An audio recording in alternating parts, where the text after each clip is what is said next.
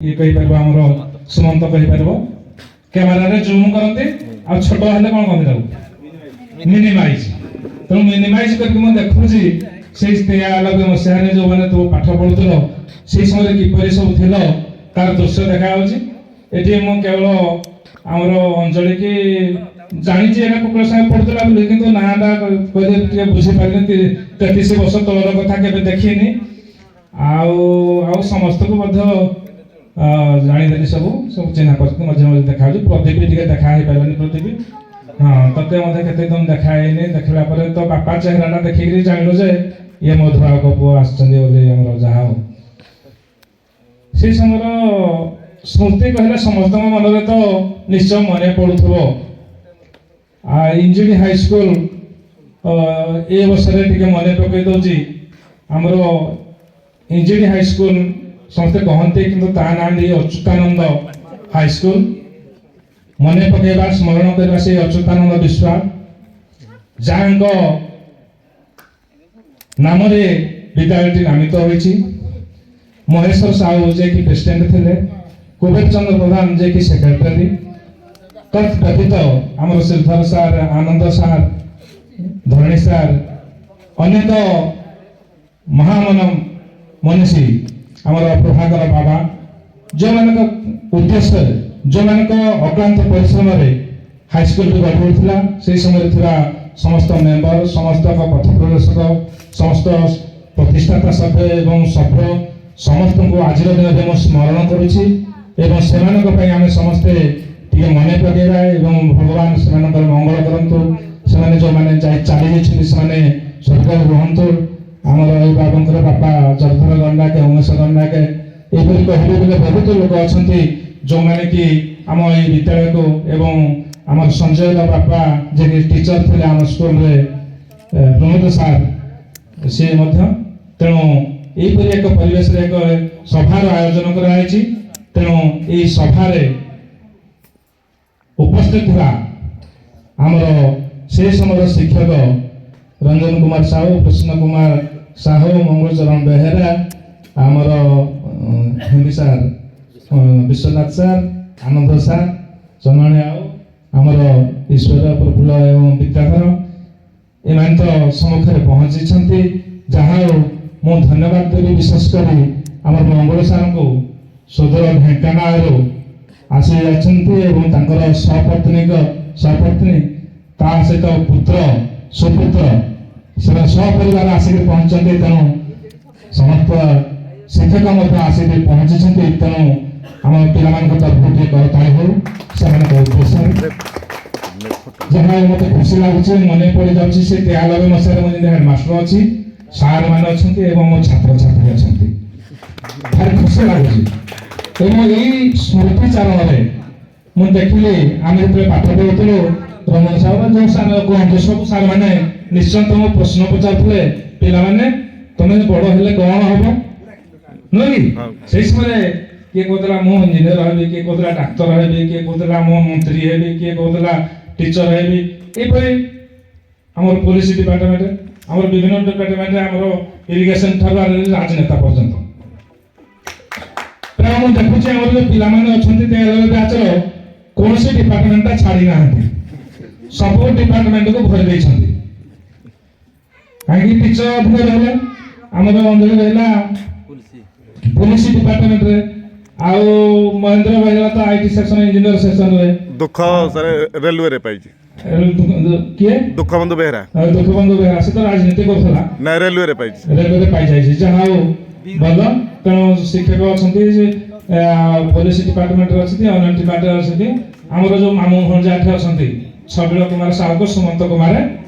प्रधान ये दुज छोट परिचय देदेले सी कह बिजनेस कर चलुची किंतु जड़े हूँ बीजेडी प्रमुख आउ जन हूँ बीजेपी प्रमुख बुझे तेणु आजिकल जगह माने समय एपरि आसला बनबोधे आम देखु आम गोटे पढ़ुले जे छाई पिठी बाघ बसी नहीं बाघ पिठे हाथी पिठे बाघ बसी बाघ पिठे छाई बुझे नहीं ये जो ढगटी थे मन पड़ार उद्देश्य है बर्तमान आईएएस अफिसर तापर डाक्टर इंजीनियर जो मैंने फर्स्ट क्लास पिला से मैंने डाक्टर इंजीनियर बा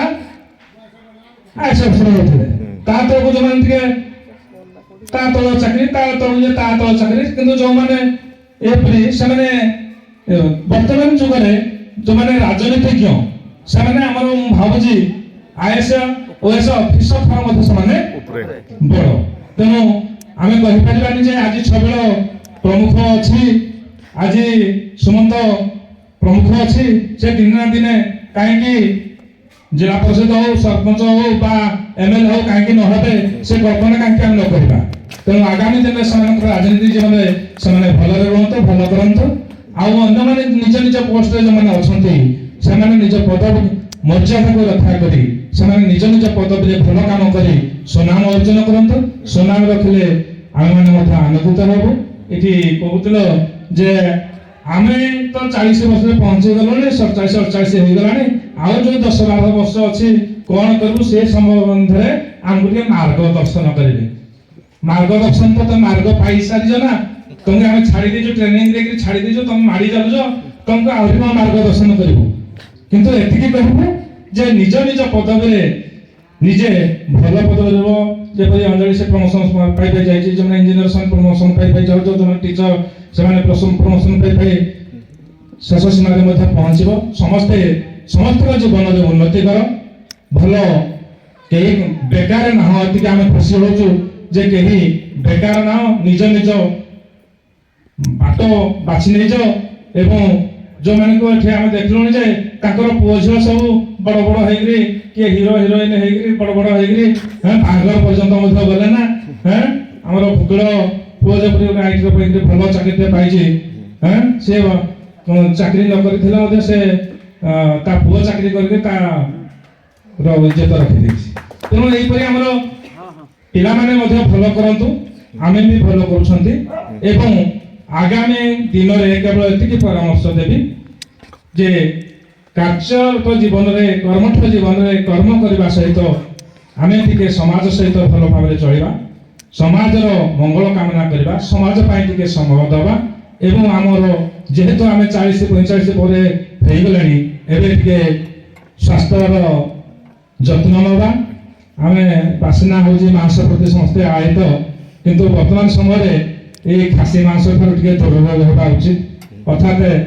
आमे टिके सुस्वादु खाद्य जोरा सात्विक खाद्य सेटा टिके खाइबा एवं मनी को वाक करिबा व्यायाम करिबा योग करिबा हम जीवन को माने हमर स्वास्थ्य को आमे ठीक रखिबा एतिक मो पिला मान को परामर्श देबी एवं ए अवसर रे जो सार माने हमर अछती सार मानकर जो अदम्य चेष्टा एवं से समय जो 80 मसीहारू आरंभ करी से समय आमे जेते चाकरी करू एबे जे चाकरी करू करू जो मास्टर जाउछन से माने 60,000 70,000 टंका दरमा पाउथले आमे से समय जेते चाकरी करू पाठ पढिया समाप्त करिया पर आसे चाकरी करू कि 100 टंका 150 टंका आमे मध्य फसल आउथो तुमको जे से समय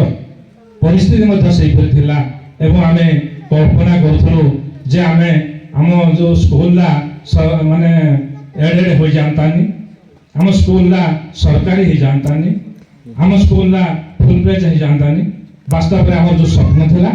से साकार होला आज अच्युतानंद हाई स्कूल अच्युतानंद सरकारी हाई स्कूल रे परिणत हो गला एवं हम जो कल्पना करथलो जे हमर चाकरी मध्य फुल हमर जो परि चाकरी पाइबा कथा चाकरी हमर फुल भाग रे हम दरमा मध्य पाइलो एवं वर्तमान सुधा पेंशन पाई आमे सुखर रही जाउछु तमरो कहानी जे परि कहिलो मो कहानी रो मध्य पदे कहि दउछि जे मु स्वप्न देखिदिली जे प्रधान शिक्षक भाबे कार्य करूथली मु मध्य जतले आसंती सीआई आसंती अफसर मान आसंती मु मध्य कल्पना कर मु एपरि जने सीआई ही जानदिनी मु एपरि जने परिदर्शक ही जानदिनी वास्तव में सफल हैला मु 22 वर्ष अच्युतानंद हाई स्कूल रे कार्य कला परे खमार हाई स्कूल रे हेडमास्टर हेली तापरे महताब हाई स्कूल रो प्रधान शिक्षक हेली तापरे डीआई हेली डीआई परे सर्वशेष रे 4 वर्ष बीओ हेई मु कार्य रो अवसर नेली ତେଣୁ ଭଗବାନ ମୋର ଜୀବନଯାତ୍ରାରେ ମୋର କର୍ମଠ ଜୀବନରେ ଯାହା ଦେଇଛନ୍ତି ବହୁତ ଦେଇଛନ୍ତି। ଏବଂ ଝିଅ 2, ପ୍ରଥମ ଝିଅ ମାଷ୍ଟରାଣୀ ଏବଂ ଜଣେ ମାଷ୍ଟର, ସେକେଣ୍ଡ ଝିଅ ଇଞ୍ଜିନିୟର ଏବଂ ଜଣେ ଇଞ୍ଜିନିୟର, ଏବଂ ପୁଅ ଡାକ୍ତର ଏବଂ ବୋହୂ ଆମର MBA। ଏତିକି ମୋର ପରିବାର, ଯାହା ହଉ ସମସ୍ତଙ୍କ ଦୟାରୁ ସମସ୍ତଙ୍କ ଆଶୀର୍ବାଦରୁ ସମସ୍ତେ ଭଲରେ ଅଛି ଏବଂ ସାର୍ମାନଙ୍କର ମଧ୍ୟ ସେହିପରି ସମସ୍ତଙ୍କର ପ୍ରାୟ ଭଲରେ ଅଛନ୍ତି ସମସ୍ତେ। ତେଣୁ ବର୍ତ୍ତମାନ ମୁଁ ପ୍ରାର୍ଥନା କରି ଭଗବାନଙ୍କୁ ଯେ ସାର୍ମାନେ ସମସ୍ତେ ଭଲରେ ରୁହନ୍ତୁ, ଛାତ୍ରଛାତ୍ରୀମାନେ ମୋର ସମସ୍ତେ ଭଲରେ ରୁହନ୍ତୁ, ସମସ୍ତଙ୍କର ଶୁଭକାମନା କରି ମୋର ବକ୍ତବ୍ୟ ସାଙ୍ଗ କରୁଛି। ଧନ୍ୟବାଦ।